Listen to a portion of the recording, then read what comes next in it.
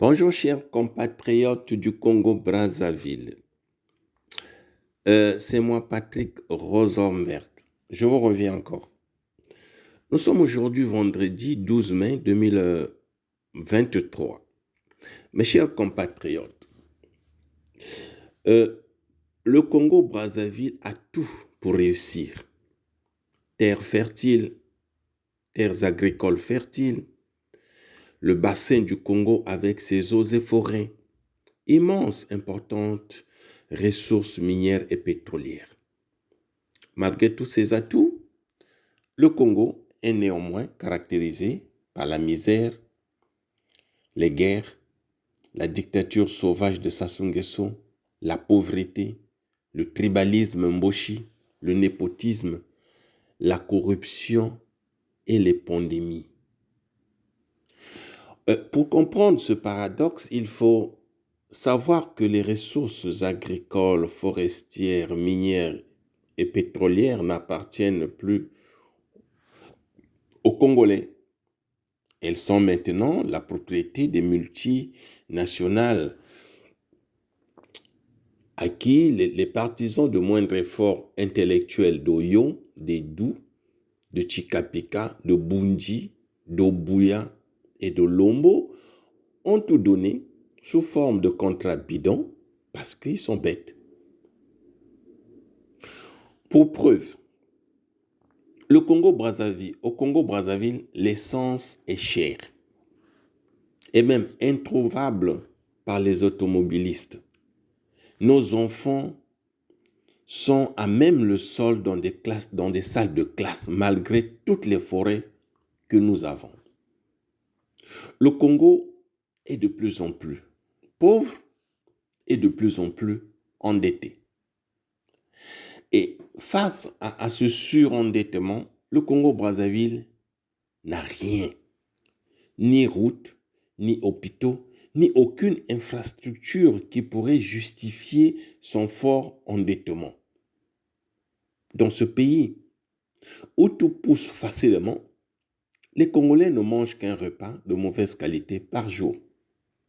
Ils importent tout ce qui est aliment des pays voisins.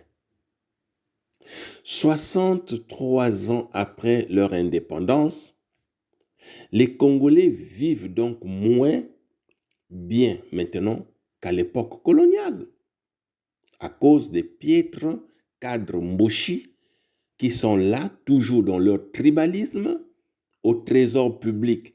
Il y a eu des nominations sur 9 cadres qui ont été nommés, 8 sont mboshi.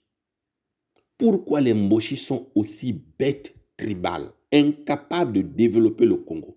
Ils occupent tous les postes de responsabilité, mais le Congo est pauvre, endetté. Tous ces villageois qui sont venus noki par pirogue, c'est malheureux. Quand les villageois gouvernent une nation, c'est ce que nous constatons malheureusement dans notre pays. En fait, les Congolais revivent l'esclavage sous une autre forme.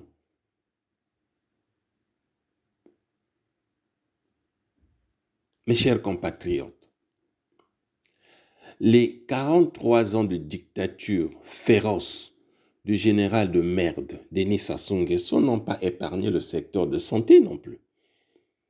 Les infrastructures de santé sont à un niveau alarmant, incapables de prendre en charge les malades.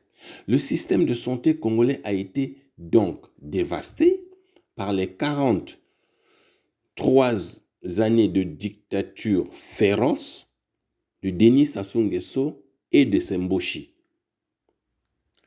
L'augmentation spectaculaire du nombre de décès dans des hôpitaux congolais, environ 100 par jour. Cela est lié à la corruption, au détournement de fonds publics, à l'incompétence des médecins et à des nominations tribales.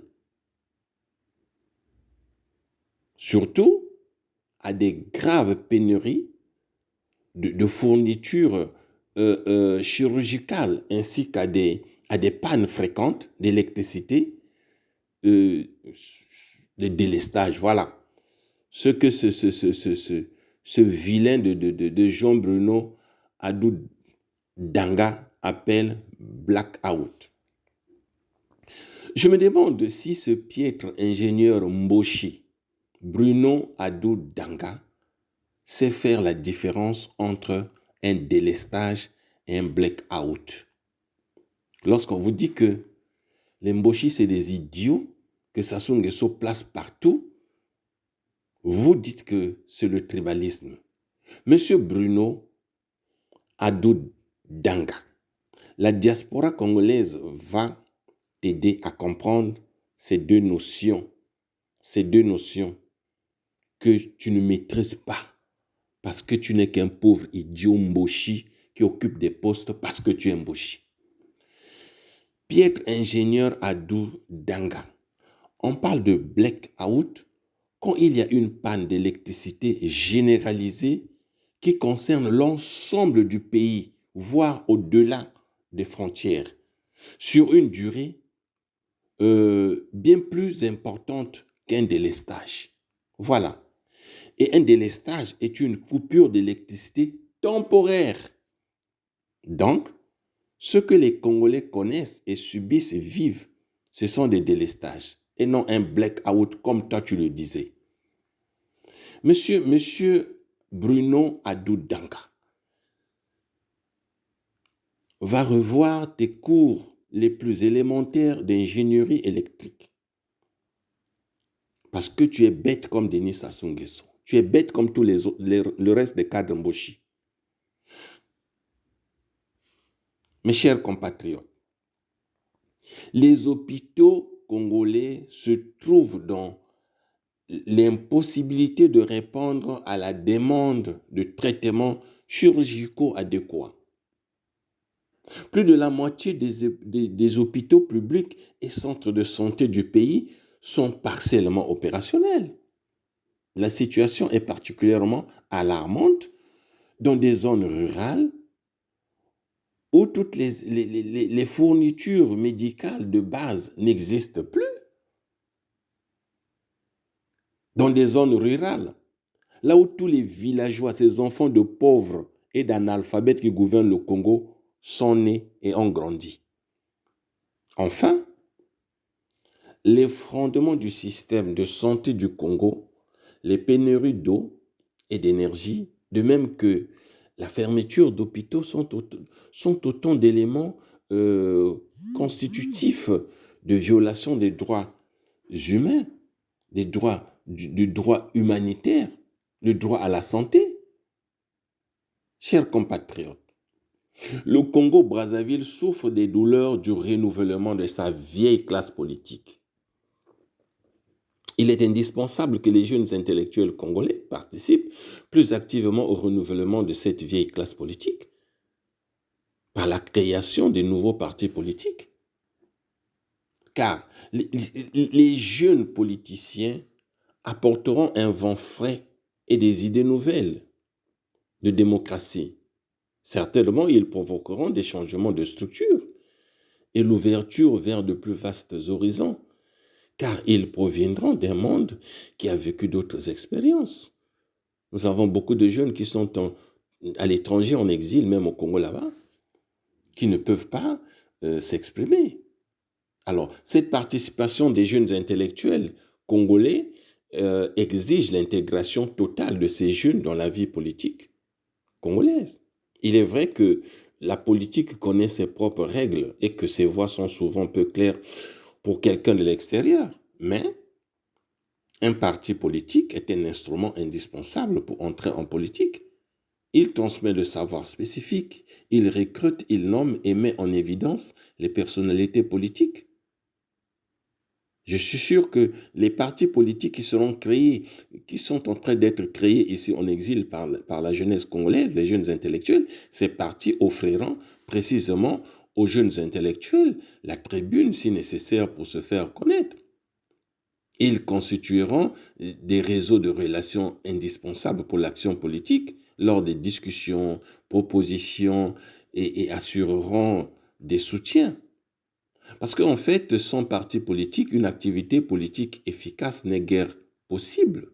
De plus, ces nouveaux partis politiques qui doivent être créés par les jeunes seront des vecteurs permettant de diffuser des informations, des opinions et d'imposer de nouvelles idées. Et ces partis politiques seront aussi des liens, des lieux d'échange, d'amitié, des lieux où les idées qui sont proches se rencontreront, se développeront et se répandent, et vont se répandre.